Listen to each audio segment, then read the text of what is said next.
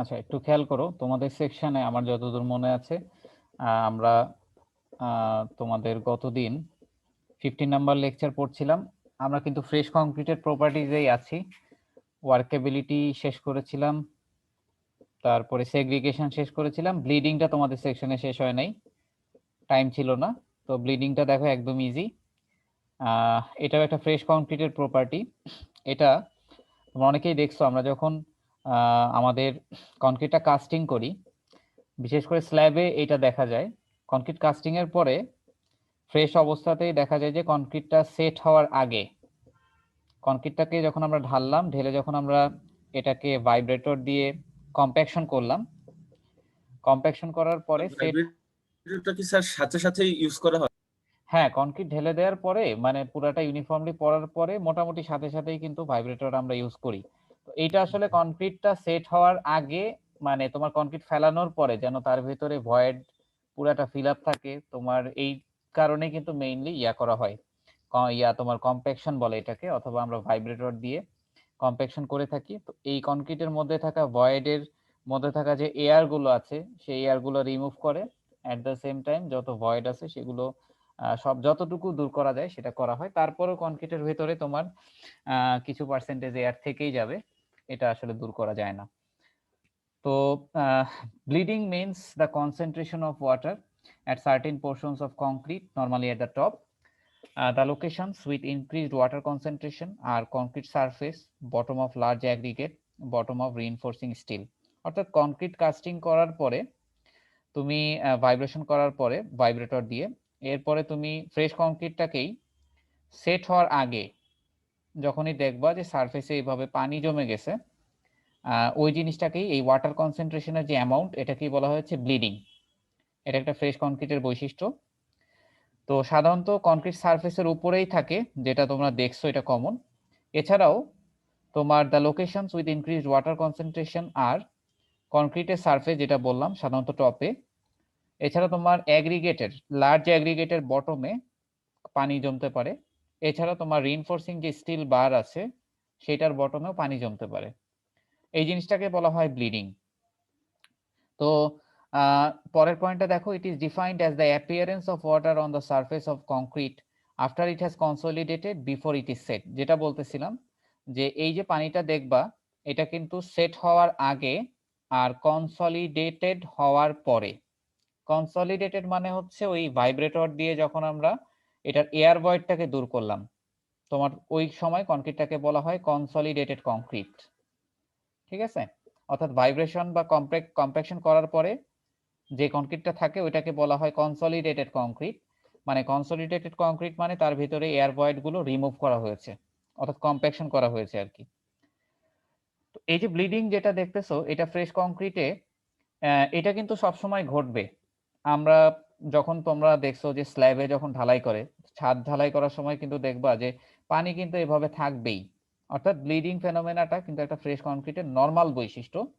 এটা আসলে আহ, মানে সবসময় হবে।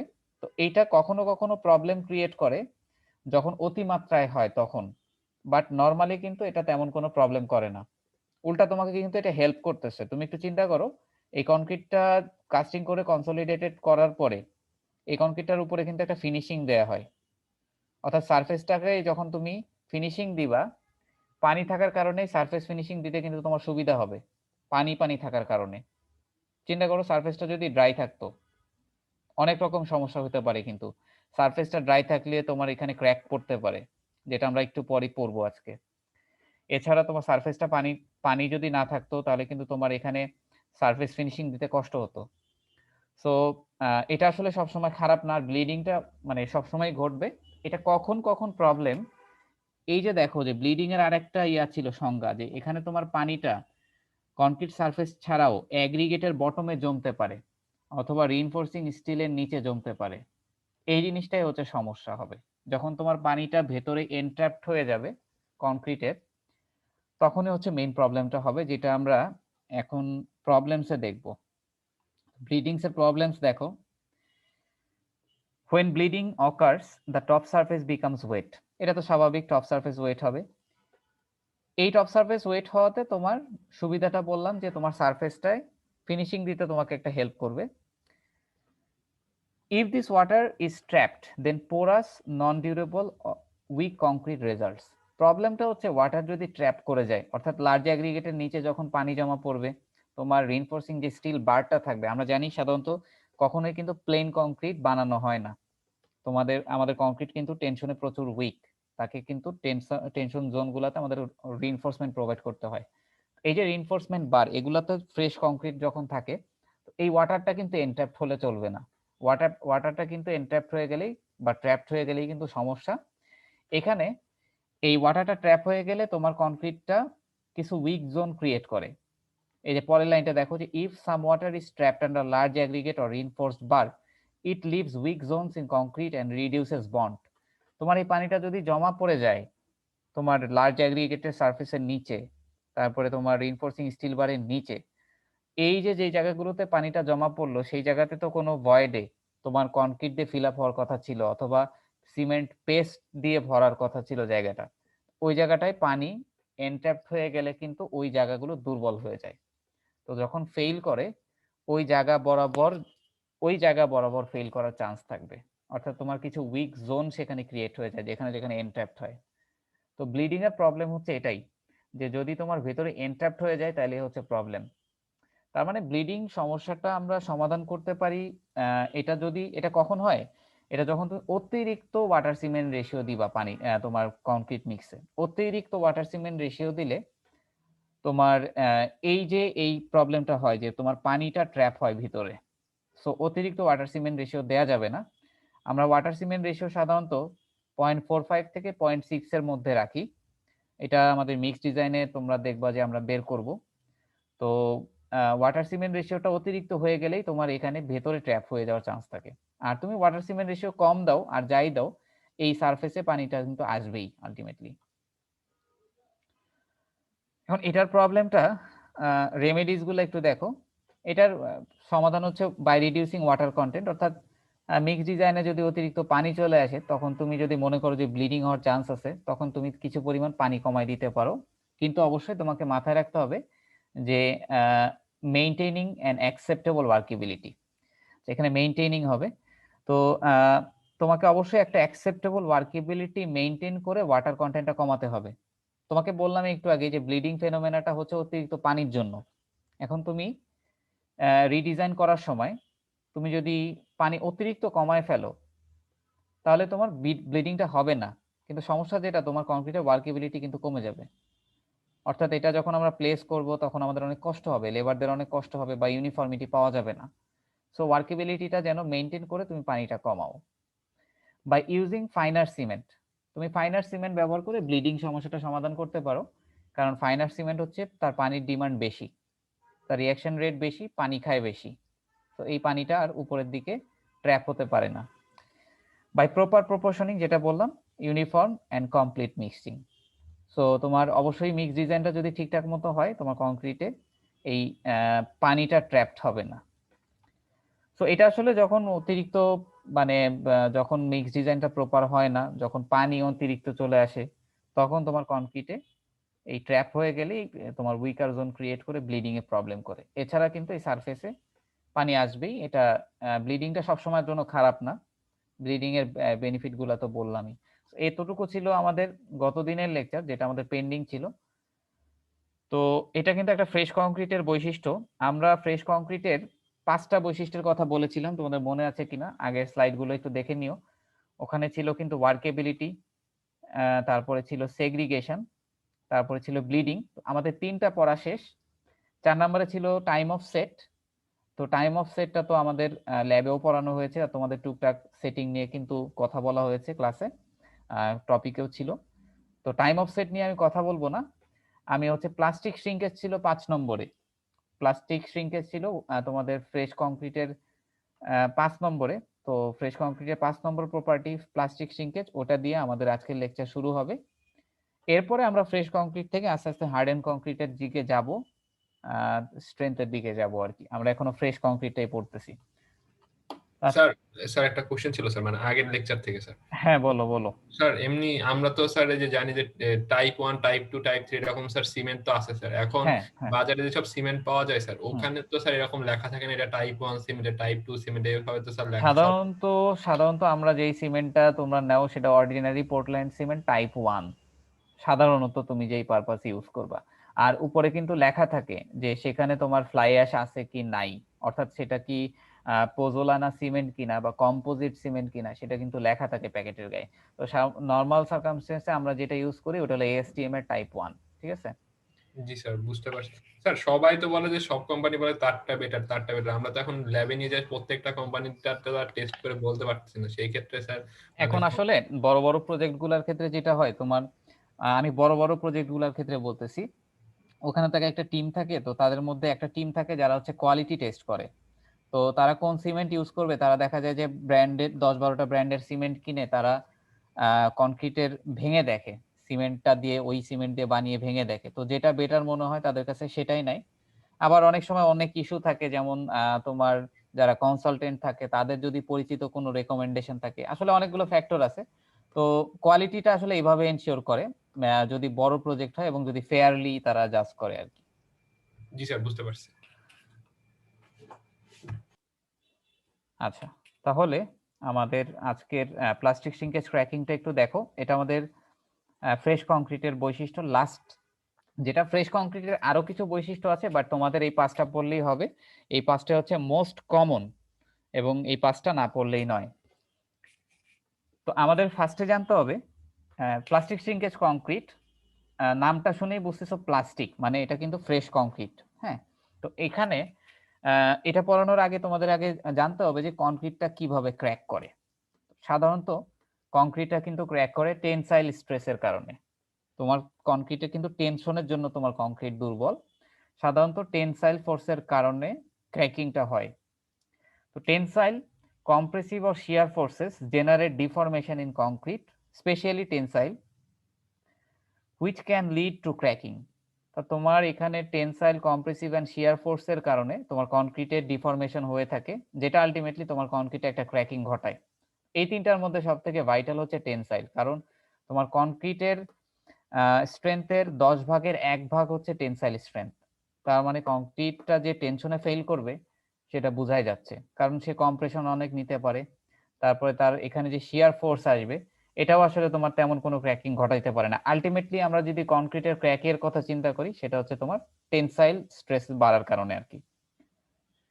এখন আসো, ক্র্যাকস ডিউ টু কম্প্রেশন আর প্যারালাল টু অ্যাপ্লাইড ফোর্স, অর্থাৎ তোমার কংক্রিটে যদি কম্প্রেশনের কারণে কংক্রিট ফেল করে, যদিও এটার চান্স কম, মানে অনেক লোড আসার পর এটা ফেল করতে পারে, তাহলে তোমার ক্র্যাকের ডিরেকশনটা হবে অ্যাপ্লাইড ফোর্সের প্যারালাল। অ্যাপ্লাইড ফোর্স যেদিকে দিব ওইদিকেই ক্র্যাকিংটা হবে। সব থেকে ভাইটাল যেটা, যে টেনসাইল ক্র্যাক, এটা হচ্ছে তোমার অ্যাপ্লাইড ফোর্সের পারপেন্ডিকুলার ডিরেকশন বরাবর তোমার ক্র্যাকিংটা হবে, অ্যাপ্লাইড ফোর্সের পারপেন্ডিকুলার ডিরেকশন বরাবর। আর শিয়ার ক্র্যাকস আর পারপেন্ডিকুলার টু টেনসাইল স্ট্রেস, তো এটা হচ্ছে তোমার টেনসাইল স্ট্রেসটা যে বরাবর থাকবে ওইটার পারপেন্ডিকুলার। তোমরা এই নিচের দুই টাইপের ক্র্যাক, বিশেষ করে এই দুই টাইপের ক্র্যাক নিয়ে আরসিসি তেই দেখবা। এখানে তোমাদের ক্র্যাকের ছবি টবি দেখানো হবে যে বিমে বিভিন্ন লোডিং কন্ডিশনের জন্য কিভাবে ক্র্যাকিং হয়। তো আমি আর সেদিকে যাব না, আমি প্লাস্টিক সিঙ্কেজে যাওয়ার আগে জাস্ট তোমাদেরকে দেখাই নিলাম কি কি কারণে ক্র্যাক হতে পারে।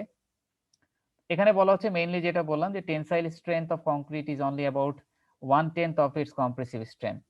তো তোমার কংক্রিটের কম্প্রেসিভ স্ট্রেংথ যদি 4000 পিএসআই হয়, তোমার কংক্রিটের টেনসাইল স্ট্রেংথ হবে 400 পিএসআই, অর্থাৎ 10 ভাগের 1 ভাগ হচ্ছে তার টেনসাইল স্ট্রেংথ।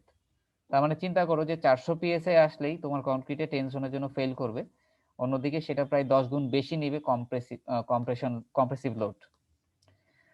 যার কারণে কনক্রিটকে কখনোই তুমি রিইনফোর্সমেন্ট ছাড়া ইউজ করতে পারবা না। এটা তোমরা জানো যে রিইনফোর্সমেন্টটা দিয়ে তোমার টেনশনটাকে বানানো হয়, ক্যাপাসিটিটাকে। তো প্লাস্টিক শ্রিঙ্কেজ ক্র্যাকিং জিনিসটা কি? Plastic shrinkage cracking develops on the surface of fresh concrete. It is a consequence of water evaporations from the surface of fresh concrete. আচ্ছা, আমরা যখন কনক্রিটটাকে কাস্ট করলাম, বারবার বলতেছিলাম যে এটা ফ্রেশ কনক্রিটের একটা বৈশিষ্ট্য।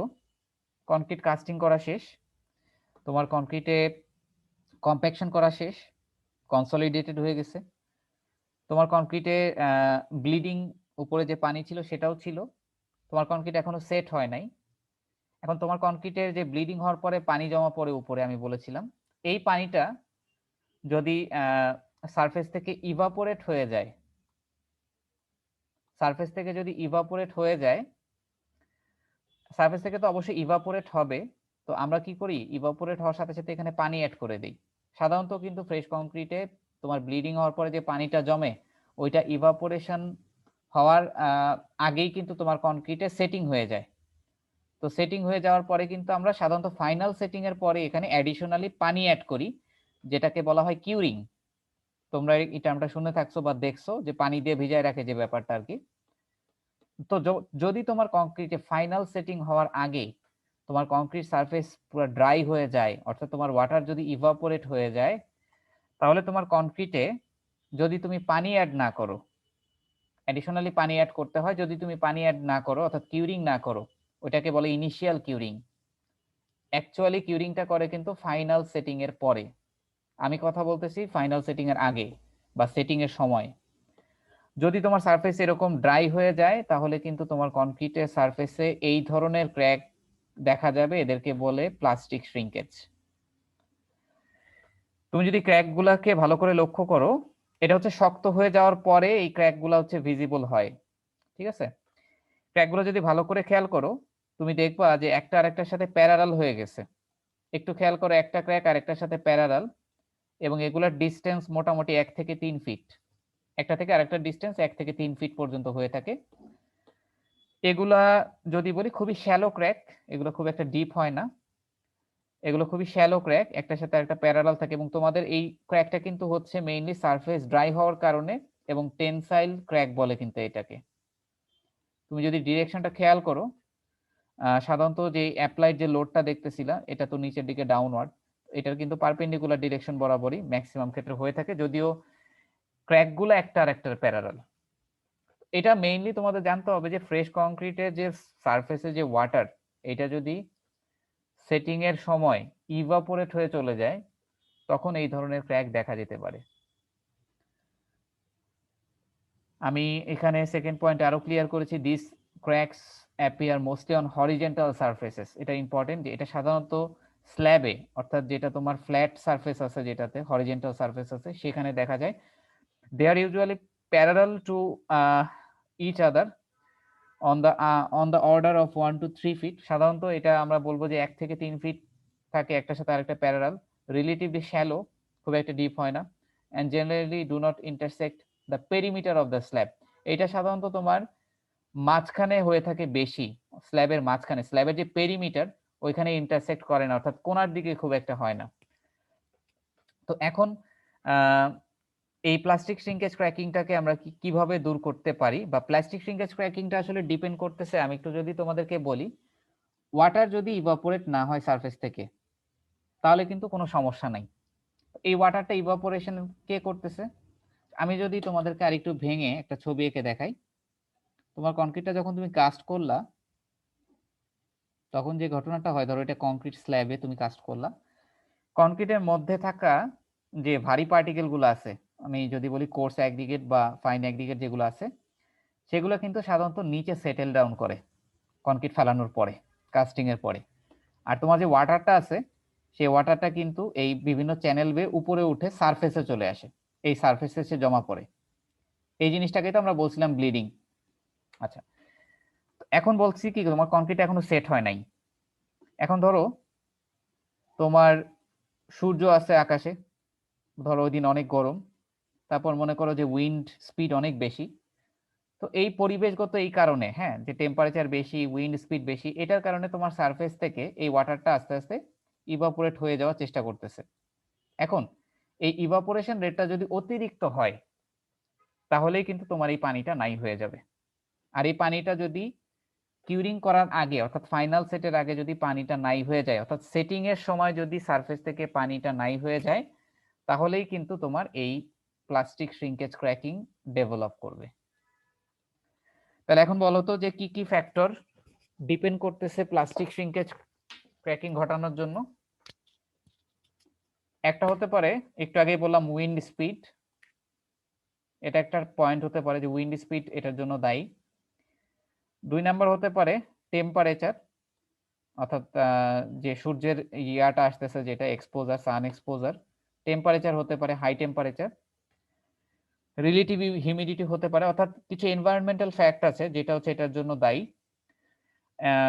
এখন আমরা আসলে জানবো যে এটাকে আসলে কিভাবে দূর করা যায়। আচ্ছা বলো তো, যদি তুমি দেখো যে সারফেস থেকে পানি নাই হয়ে গেছে, তুমি জানো যে সারফেস থেকে পানি যদি নাই হয়ে যায় সেটিং এর সময়, তাহলে এই ঘটনাটা ঘটতে পারে, প্লাস্টিক শ্রিঙ্কেজ। এটাকে সমাধান করা যায় কিভাবে বলো তো? এই জিনিসটার জন্য ফ্যাক্টর গুলা বললাম, উইন্ড স্পিড হতে পারে, সান এক্সপোজার হতে পারে, রিলেটিভ হিউমিডিটি হতে পারে। এই জিনিসটা ধরো প্লাস্টিক শ্রিঙ্কেজ ক্র্যাকিং, তুমি দেখতেছো যে সারফেসে পানি ড্রাই হয়ে গেছে, এখন এটাকে সাথে সাথে তুমি কিভাবে সলভ করতে পারো? দেখো উইন্ড স্পিডের উপর তোমার কোনো হাত নাই, সান এক্সপোজারের উপরে তোমার কোনো হাত নাই। তুমি যখনই দেখতেছো সারফেসটা ড্রাই হয়ে গেছে, তোমাকে ইনিশিয়াল কিউরিং করতে হবে, অর্থাৎ সারফেসে পানি ঢেলে দিতে হবে, যেটাকে আমরা বলতেছি ইনিশিয়াল কিউরিং। সারফেসে যদি তুমি পানি অ্যাড করে দাও তাহলে কিন্তু আর ঝামেলা নাই, তাহলে কিন্তু আর তোমার এটা ড্রাই আউট হওয়ারও চান্স নাই। এজন্য কনক্রিটটা যখন ঢালে প্রথম কয়েক ঘন্টা কিন্তু সেটাকে খুব ভালো সুপারভিশনে রাখতে হয়। তো যারা ইঞ্জিনিয়ার থাকে সাইটে ওরা কিন্তু এই জিনিসটাই খেয়াল করে যে কোথাও পানি ড্রাই আউট হয়ে যাচ্ছে কিনা। পানি ড্রাই আউট হয়ে গেলে কিন্তু সাথে সাথেই সারফেসে পানি অ্যাড করতে হবে, অর্থাৎ তোমাকে কিউরিং এর আগে কিউরিং করতে হবে, যেটাকে বলে ইনিশিয়াল কিউরিং। যদি পানি অ্যাড করে দাও তাহলে আর এই সমস্যাটা হবে না। তার মানে বুঝলাম যে ইনিশিয়াল কিউরিং এটাকে একটা সমাধান দিবে। আমরা এখন পড়বো যে প্লাস্টিক শ্রিঙ্কেজ ক্র্যাকিং এর আচ্ছা আর একটু দেখো, এরপর আমরা ইয়াগুলো পড়বো যে কিভাবে এটা সমাধান করা যায়। তো plastic shrinkage cracking is likely to occur when high evaporation rates cause the concrete surface to dry out before it has set. তোমার কনক্রিট সেটিং এর আগের কাহিনী কিন্তু এটা, এবং ইভাপোরেশন রেট যদি অতিরিক্ত থাকে তাহলেই কিন্তু প্রবলেমটা হয়ে যাবে। এবং এটা কিন্তু আসতেছে পরিবেশগত কারণে, এটার হাতে তোমার কোনো কন্ট্রোল নাই। ওই দিন টেম্পারেচার কেমন হবে তুমিও জানো না, আমিও জানি না, উইন্ড স্পিডের কি অবস্থা আমরা জানি না। সো ইভাপোরেশন রেট যখন অতিরিক্ত হবে সেটিং এর আগে, তখন এটা ঘটার চান্স বেড়ে যাবে। তোমার প্লাস্টিক শ্রিঙ্কেজ ক্র্যাকিংটা যদি ঘটেই যায়, সেটার ম্যাগনিটিউড কত হবে সেটা ডিপেন্ড করতেছে তোমার কতটুকু অ্যামাউন্ট ওয়াটার সারফেস থেকে লস্ট হয়েছে। এই দেখো যে the magnitude of plastic shrinkage is affected by the amount of water lost from the surface of the concrete. যদি অতিরিক্ত পানি ড্রাই আউট করে ইভাপোরেশনের কারণে, প্লাস্টিক শ্রিঙ্কেজ ক্র্যাকিং এর পরিমাণ বেড়ে যাবে, বা এটার যে তোমার কতটুকু গভীর হবে সেটা বেড়ে যাবে, which is influenced by temperature, ambient relative humidity and wind velocity, যেটা বললাম। এটাকে কিভাবে অ্যাভয়েড করা যায়? This can be avoided by keeping the surface moist when it's hardening. অর্থাৎ তুমি যখনই সারফেসটা ড্রাই দেখবা সাথে সাথেই তুমি সারফেসটাকে ময়েস্ট করবা। একটু মনে রাখবা যে কিউরিং কিন্তু আমরা সাথে সাথে শুরু করি না, আমরা সাধারণত সেটিং এর পরে কিন্তু কিউরিংটা শুরু করি। কিন্তু যদি তুমি দেখো সারফেস ড্রাই হয়ে গেছে সেটিং এর আগেই বা সেটিং এর সময়, তখনই তোমাকে কিউরিং, ইনিশিয়াল কিউরিং করতে হয়, পানি অ্যাড করে দিতে হবে, সারফেসটাকে ভিজিয়ে রাখলে আর সমস্যা হবে না। কজেস, আমি তোমাদেরকে কয়েকটা কজেস বলছি এখানে। তো এর মধ্যে তোমরা অলরেডি নিচের গুলা জানো, এটা আমি বলে ফেলছি যে high sun exposure, high wind speed, low relative humidity, high air temperature, এগুলা থাকলে তুমি বুঝতেই পারতেছো যে তোমার এখানে পানিটার সাথে সাথে ইভাপোরেশন রেট বেড়ে যাবে। এগুলো হচ্ছে এনভায়রনমেন্টাল রিজন। আর আমরা দেখো এখন এগুলাও দেখি। লো ওয়াটার সিমেন্ট রেশিও, তোমার যদি পানি কম থাকে, তোমার ওয়াটার সিমেন্ট রেশিও যদি কম থাকে, তাহলে কিন্তু সারফেসে অল্প পানি উঠবে এবং তোমার এখানে সেটিংটা একটু ফাস্ট হবে। তো সেটিংটা যদি ফাস্ট হয়, ওই কনক্রিট ড্রাই আউট করার চান্স কিন্তু বেশি থাকে তত, এবং এখানে সারফেসে কিন্তু তুলনামূলক কম পানি আসবে। তো কম পানি আসলে কিন্তু সারফেস ড্রাই আউট হওয়ার চান্স বেশি থাকে। ওই সেন্সে বলা হয়েছে যে লো ওয়াটার সিমেন্ট রেশিওটা প্লাস্টিক শ্রিঙ্কেজ ক্র্যাকিং এর জন্য দায়ী। হায়ার বাইন্ডার ফাইননেস, বাইন্ডার মানে হচ্ছে সিমেন্ট সাধারণত আমাদের এই ক্ষেত্রে, আর তুমি যদি রাস্তার পেভমেন্টের কথা চিন্তা করো, ওই ক্ষেত্রে বাইন্ডার কিন্তু আলাদা, অ্যাসফল্ট। তো ওইটা নিয়ে আমরা কথা বলতেছি না, তোমরা ট্রান্সপোর্টেশনের ম্যাটেরিয়ালস পড়বা 3-2 সেমিস্টারে, তখন ওটা দেখবা আর কি। হাইয়ার বাইন্ডার ফাইননেস, অর্থাৎ তোমার যে সিমেন্ট বাইন্ডারটা হিসেবে আছে সেটার ফাইননেস যদি বেশি হয় তো খুবই স্বাভাবিক, সে পানি খাবে বেশি, যার কারণে রিয়াকশন রেট বেশি, অর্থাৎ এটার সেটিংটা আর্লি হবে। সেটিংটা কিছুটা আর্লি হওয়ার কারণে ওই একই ব্যাখ্যা যে এখানে ড্রাই আউট হওয়ার চান্স বেড়ে যাবে আর কি।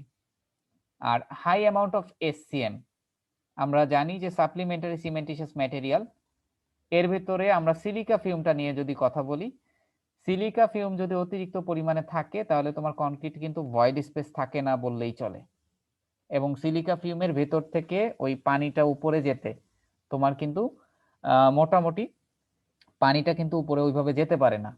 তো পানিটা সারফেসে, এটার ক্ষেত্রেও পানি কম থাকে আর কি, ড্রাই আউট হওয়ার চান্স বেড়ে যায়, কারণ সিলিকা ফিউমের পার্টিকেল সাইজ অনেক ছোট, অতিরিক্ত সেগুলো ফাইন আর কি। সোজা কথা, যেটা তোমার পানিটা কম পরিমাণে সারফেসের উপরে যাবে এবং পানিটা ড্রাই আউট হওয়া যত ইজি হবে তোমার, তত সেটা প্লাস্টিক শ্রিঙ্কেজ ক্র্যাকিং ঘটার চান্স বেড়ে যাবে। আর এগুলো তো এনভায়রনমেন্টাল কজ। রেমেডিস কি কি হতে পারে? এই যে এখানে যে রেমেডিস গুলা দেখবা, তার ভিতরে সব থেকে ইফেক্টিভটা এখানে আমি বলে ফেলছি, যে তুমি যদি দেখো সারফেস ড্রাই হয়ে গেছে, সুপারভিশনের মাধ্যমে আমরা সারফেসটাকে ভিজাই দিব, কিউরিং করব যেটাকে বলে। সো এই পয়েন্টটা হচ্ছে এখানে বলা হয়েছে যে fog or spray on the surface হবে এখানে, ঠিক আছে? Fog or spray on the surface, সারফেসটাকে আমরা স্প্রে করে দিব, ময়েস্ট করে দিব, তাহলে এটা সমাধান হবে। এছাড়াও আরো কিছু কথা বলা হয়েছে, যেমন পোর অ্যাট নাইট, তুমি যদি কনক্রিটিংটা রাতের বেলায় করো তাহলে কিন্তু টেম্পারেচারের যে ব্যাপারটা, ধরো হাই টেম্পারেচার ওই দিন আছে, তুমি যদি কনক্রিটিংটা রাতে করো তাহলে টেম্পারেচার কিন্তু কিছুটা কম থাকে রাতে, ওই ক্ষেত্রে তুমি কিছু বেনিফিট পেতে পারো, যে তোমার সারফেস থেকে পানিটা ড্রাই আউট হওয়ার চান্স কিছুটা হলেও কমবে। রিডিজাইন কংক্রিট মিক্সচার, তুমি যদি ওয়াটার সিমেন্ট রেশিও টিশিও কম টম থাকে তো ওইটাকে রিডিজাইন করা ছাড়া উপায় নাই। আরেকটা করতে পারো উইন্ড ব্রেকস, এটা একটু টাফ। এটা হচ্ছে যে তোমার কনক্রিটের স্ল্যাবের চারপাশে যদি তুমি কিছু ব্যারিয়ার দিয়ে বাতাসটাকে বাধা দিতে পারো, এর মাধ্যমে তুমি করতে পারো, বাট এটা কিন্তু এতটা ইফেক্টিভ হলো না যেটা তুমি এগুলোর মাধ্যমে সহজে করতে পারবে আর কি। মাঝে মাঝে কিছু একটা সার্টেন হাইটে ব্যারিয়ার দিয়ে তুমি এটা করতে পারো, বাট এটা এটার থেকে অন্য সলিউশন গুলাই বেটার। তো এই ছিল আমাদের প্লাস্টিক শ্রিঙ্কেজ ক্র্যাকিং, এবং সেটা ঘটলে কি হবে, সেটা রেমিডিজের উপায় কি। তো এটা আসলে কন্টিনিউয়াসলি আমাদের সাইট ইঞ্জিনিয়ারদের সবসময় সুপারভিশনে থাকা লাগবে, যে পানি কোথাও থেকে ড্রাই আউট হচ্ছে কিনা, সাথে সাথে পানি দিয়ে দিলেই সমাধান হয়ে যাবে। আর বাকি যেগুলো বললাম এগুলো হচ্ছে অল্টারনেটিভ সলিউশন। আমাদের ফ্রেশ কংক্রিট পড়া মোটামুটি শেষ। আমরা সেগ্রিগেশন পড়লাম, ব্লিডিং পড়লাম, ওয়ার্কেবিলিটি পড়লাম, টাইম অফ সেট পড়লাম, প্লাস্টিক শ্রিঙ্কেজ পড়লাম। কনক্রিটের ফ্রেশ কংক্রিটের মধ্যে সাধারণত এই কয়েকটা প্রপার্টি হচ্ছে সব থেকে গুরুত্বপূর্ণ এবং মোস্ট কমন। আমরা এখন হার্ডেন কংক্রিটের দিকে যাব, অর্থাৎ আমাদের কংক্রিটটা এখন হার্ডেনিং পর্যায়ে যাবে। আমি concrete hardening process with time, অর্থাৎ সময়ের সাথে কংক্রিট কিভাবে হার্ডেনিং প্রসেসে যায় এটা তোমরা জানো কিছুটা। তো তারপরে হচ্ছে হার্ডেনিং প্রসেসে যাওয়ার পরে আমাদের কি করতে হবে, যেমন কিউরিং করতে হয়, সেই বিষয়টাই আসলে এখন চলে আসবে। তো setting and hardening of concrete, এটা নিয়ে আমি আর কথা বলবো না, তোমাদেরকে অনেকবার পড়াইছি, ল্যাবেও তোমরা পড়ছো, যে এখানে সংজ্ঞাটা দেয়া আছে, তোমরা দেখলেই বুঝতে পারবা, এটা নিয়ে আর কথা না বলি। সাধারণত আমরা যেটা করব, যে আমাদের হার্ডেনিং যখন হবে, অর্থাৎ আমাদের কংক্রিট যখন স্ট্রেন নিতে পারবে, ফাইনাল সেটিং এর পরের পর্যায়টাকে হার্ডেনিং বলে। এই হার্ডেনিং অবস্থাতেই তোমার কনক্রিটের হাইড্রেশনটাকে চালানোর জন্য অ্যাডিশনালি পানি অ্যাড করব আর কি। তো আমরা সেটা একটু পরে দেখি। আমরা একটা গ্রাফ দেখবো এখন, concrete hardening process with time. এটা তোমাদের লতিফ স্যারের বইতেই আছে। এই গ্রাফটা একটু খেয়াল করো, এটা তোমরা জানো এই গ্রাফটা সম্পর্কে, যে এক্স অ্যাক্সিসে টাইম আর ওয়াই অ্যাক্সিসে রিজিডিটি বসানো হয়েছে। কনক্রিটটা কিভাবে হার্ডেনিং হয় টাইমের সাথে সাথে, কিভাবে রিজিডিটি তার বাড়ে, এটা এখানে দেখানো হয়েছে। ইনিশিয়ালি তোমার কনক্রিটটা থাকে ফ্লুইড অবস্থায়, সেমি লিকুইড বলতে পারো জিনিসটাকে। এই অবস্থায় তোমার কনক্রিট কোনো ধরনের কোনো স্ট্রেন নিতে পারে না, অর্থাৎ বিগিনিং অফ মেকানিক্যাল স্ট্রেন। তো সে কেবল লোড টোড নিবে তার পূর্ব মুহূর্তটা। এই কনক্রিটটা ফ্লুইড কংক্রিট বলা হচ্ছে এখানে। এটা একটা সময় পরে যে ইনিশিয়াল সেটে পৌঁছাচ্ছে। ইনিশিয়াল সেটিং এর সময় তোমরা জানো যে ইনিশিয়াল সেটিং হচ্ছে সেই সময় যখন হচ্ছে তোমার কংক্রিটের প্লাস্টিসিটি কেবলমাত্র হারানো শুরু করে। এরপরে জিনিসটা পৌঁছায় ফাইনাল সেটে, অর্থাৎ প্লাস্টিসিটি সম্পূর্ণ হারিয়ে ফেলে। এরপর আমাদের কংক্রিট চলে যায় রিজিড স্টেটে, অর্থাৎ আমাদের কংক্রিটটা এরপরে স্ট্রেংথ বা লোড, এক্সটার্নাল কোনো লোড অ্যাপ্লাই করলে সেটা নিতে পারে, এটাকে বলতেছি আমরা রিজিড। এই যে ফ্লুইড আর রিজিড, এটার মাঝখানে যে সময়, এটাকে আমরা বলতেছি ট্রানজিশন। এবং এই ট্রানজিশনের মধ্যে আছে দেখো সেটিং। সেটিংটা কিন্তু এই ফ্লুইডও না রিজিডও না, এটার মাঝখানে। আচ্ছা, এটা আমরা জানি যে কনক্রিট ফার্স্টে ফ্লুইড থেকে ইনিশিয়াল সেটে যায়, তারপর ফাইনাল সেটে যায়, তারপর রিজিডে যায়। এখন যেটা গুরুত্বপূর্ণ, আমাদের কিউরিং করতে হবে কখন এবং কিউরিংটা কেন করতে হবে, সেই কনসেপ্টটা কিন্তু এখানে তোমরা পাবা।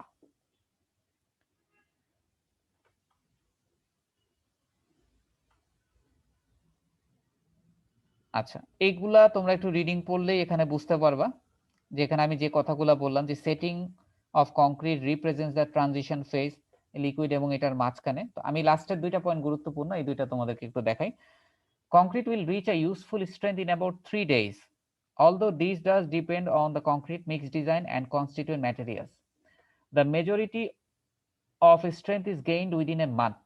It is important to remember that concrete will reach its maximum strength only if moisture is present during hardening process. আচ্ছা, এখানে সবথেকে গুরুত্বপূর্ণ কথা হচ্ছে যে কংক্রিটটা ম্যাক্সিমাম স্ট্রেংথে পৌঁছাবে তখনই যদি হার্ডেনিং প্রসেসের সময় সে পর্যাপ্ত পরিমাণ পানি পায়।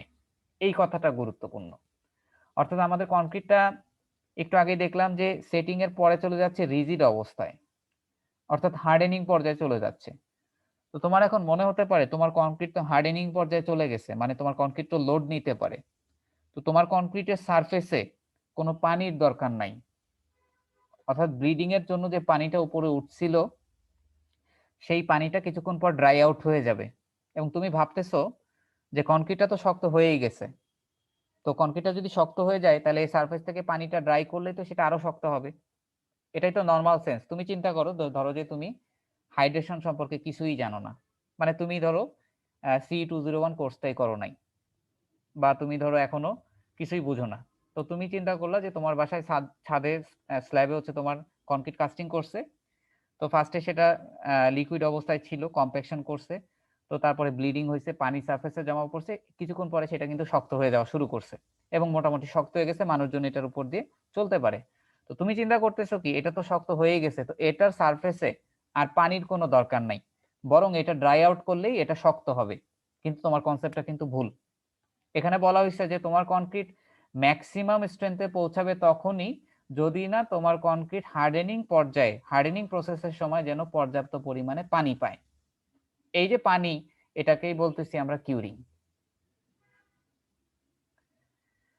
The hardening process is therefore not dependent on the concrete drying out, and it is normally important that the concrete is properly cured to maintain the moisture in the concrete. অর্থাৎ তোমার কনক্রিটের hardening প্রসেসে এটা depend করতেছে না dry out হওয়ার উপরে, অর্থাৎ dry out হলেই কনক্রিটটা বেটার হবে না, বরং it is normally important to that the concrete is properly cured to maintain moisture in concrete. উল্টা তোমাকে পানি প্রোভাইড করতে হবে। এখন কথা হচ্ছে কেন পানি প্রোভাইড করতে হবে। তো আমরা কেন পানি প্রোভাইড করব সেটা কিউরিং এর অবজেক্টিভে পড়বো। আমি জাস্ট তোমাদেরকে এখানে একটু বোঝানোর চেষ্টা করি। এই হলো আমাদের হার্ডেনিং অবস্থা, অর্থাৎ সেটিং এর পরের অবস্থা। এই পর্যন্ত তো সেটিং, ফাইনালের এই পর্যন্ত ফাইনাল, এখান থেকে তোমাদের কংক্রিট হার্ডেন হওয়া শুরু করছে। এই হার্ডেনিং ফেজে তোমার সেটিং কিন্তু মোটামুটি 6 ঘন্টার মধ্যে শেষ হয়ে যাবে, মোটামুটি আমি বলতেছি। এরপরে কিন্তু হার্ডেনিং প্রসেস শুরু হবে, এরপরের থেকে কিন্তু পানি অ্যাড করতে হবে কন্টিনিউয়াসলি। এই আমরা সাধারণত কিউরিং করে থাকি কিন্তু এই অবস্থাটায়, ফাইনাল সেটিং এর পরে। আর তোমাদেরকে যেটা বললাম, যদি সারফেস ড্রাই আউট হয়ে যায় সেটিং এর সময়, ওইটাতে যে কিউরিং করা হয় সেটাকে আমরা বলবো ইনিশিয়াল কিউরিং। ওইটা কিন্তু স্পেশাল কেস, যদি তুমি দেখো যে প্লাস্টিক শ্রিঙ্কেজ ক্র্যাকিং ঘটার চান্স আছে, সারফেস ড্রাই হয়ে গেছে, তখন যে কিউরিং করে ওটা কিন্তু ইনিশিয়াল কিউরিং। আর অ্যাকচুয়াল যে কিউরিং আমরা বলতেছি সেটা কিন্তু ফাইনাল সেটের পরে করব। এই স্লাইডে যেটা আলোচনা করা হলো সেটা হচ্ছে যে তোমার কনক্রিট রিজিড অবস্থায় যাওয়ার পরে, হার্ডেনিং অবস্থায় যাওয়ার পরে কিন্তু তোমার কনক্রিটের ম্যাক্সিমাম স্ট্রেংথ অ্যাচিভ করার জন্য কিউরিং করতে হবে, ড্রাই আউট না, সারফেসটা ড্রাই আউট করা না, বরং উল্টা পানি অ্যাড করতে হবে। এখন আমরা পড়ি আমাদের পরের টপিক, সেটা হচ্ছে কিউরিং, যে কেন আমাদের সারফেস ড্রাই আউট হলে কি সমস্যা, আর কেন এটাকে সারফেসটাকে ভিজা রাখতে হবে। একটু খেয়াল করো, প্রথম পয়েন্টে বলা আছে যে strength gain is rapid at early stage but continuous more slowly for an indefinite period. আমরা সিমেন্ট চ্যাপ্টারটা অনেক ডিটেলস পড়েছি তোমাদের এই কনসেপ্টগুলো ক্লিয়ার করার জন্য। আমরা সবাই জানি যে আমাদের কনক্রিটের মধ্যে যে সিমেন্ট থাকে বাইন্ডার, ও খুব ফাস্ট রিঅ্যাক্ট করবে পানির সাথে প্রথম দিকে, যার কারণে একটা আর্লি স্ট্রেংথ পাওয়া যাবে। কিন্তু ওর যে ম্যাক্সিমাম যে পোটেনশিয়াল, ম্যাক্সিমাম স্ট্রেংথ, সেটা কিন্তু পেতে অনেক সময় লাগবে।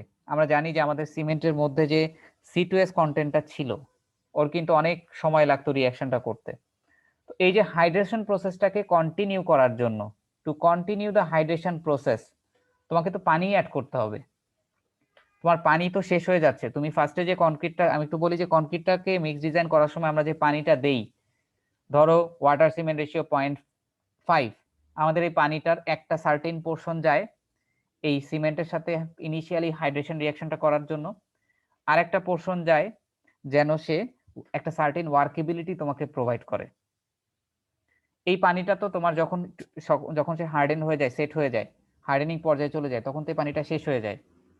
এই পানিটা যখন শেষ হয়ে যাবে তখন তার হাইড্রেশন প্রসেসটা চলতে পারতেছে না। এই হাইড্রেশন প্রসেসটা যেন কন্টিনিউয়াসলি চলতে পারে, এই জন্য তোমাকে পানি অ্যাড করতে হয়, যেটাকে আমরা বলতেছি কিউরিং। সো এটাই বলা হচ্ছে যে to continue the hydration process in situ concrete must have sufficient moisture and temperature that favour the chemical reaction at a rapid and continuous rate. In situ concrete মানে বলতেছি তোমার যে কংক্রিটটা তুমি প্লেস করছো, ফিল্ডে যে কংক্রিটটা প্লেস করছো, ফ্রেশ কংক্রিট এখানে, সেটাকেই বলা হচ্ছে ইন সিটু কংক্রিট।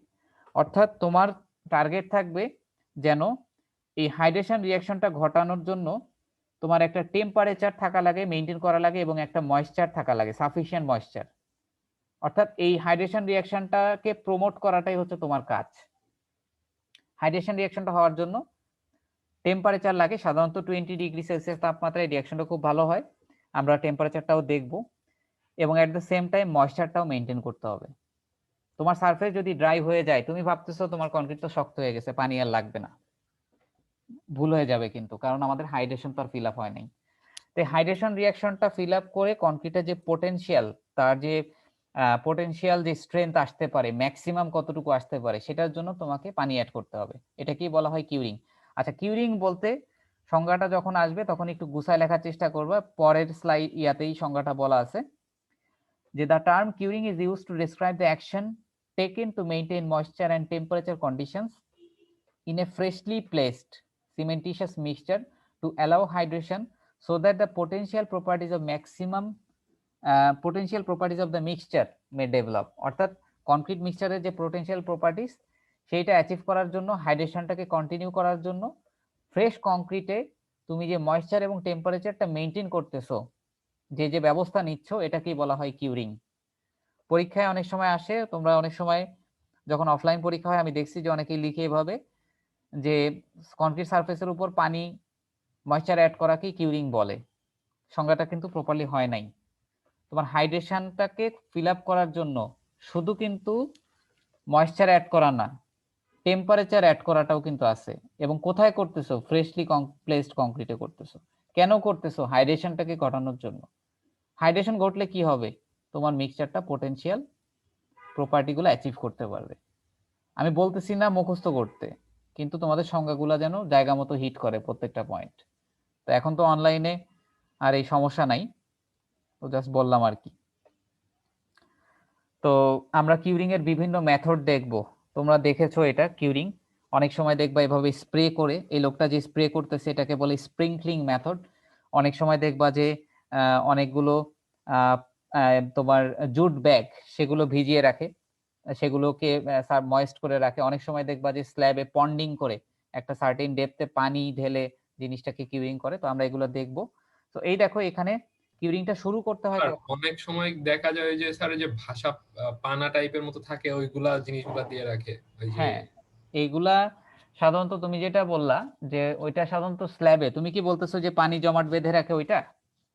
মানে স্যার স্ল্যাবের উপরে দেখা যায় যে স্যার ওই যে পানির উপরে ভেসে থাকে যেসব পানা টাইপের ওইগুলা দিয়ে রাখে বড় বড় গাছ মানে যেগুলা নিচে হ্যাঁ, মানে মানে সাধারণত তুমি যেটা করা হয় যে এইটা প্লেস করে সাধারণত ওয়াটার অ্যাবজর্ব করে এমন টাইপের ক্লথ বা এমন টাইপের ম্যাটেরিয়াল এগুলা দিয়ে রাখে, যেমন ধরো জুট ব্যাগ, ও অনেকক্ষণ পানি অ্যাবজর্ব করে রাখতে পারে।